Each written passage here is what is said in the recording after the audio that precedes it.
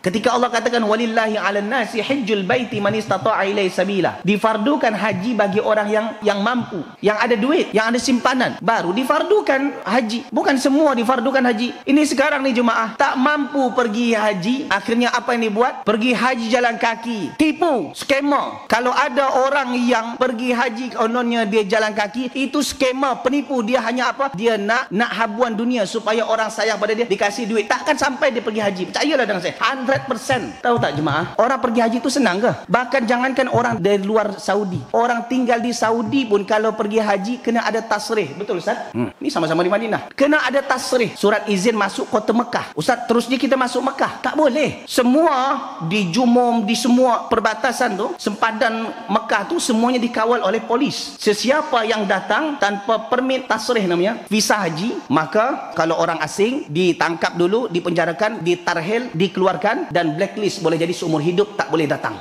Sekarang jalan kaki, pakai basikal, kemudian pakai kapal terbuat daripada galon-galon air. Ingatkan dengan seperti itu boleh sampai ke Tanah Suci. Itu hanya berapa kilo, tenggelam dia. Tujuannya apa? Nak habuan dunia supaya orang sayang. Wih, Masya Allah, kasihan. Ini aku sedekah.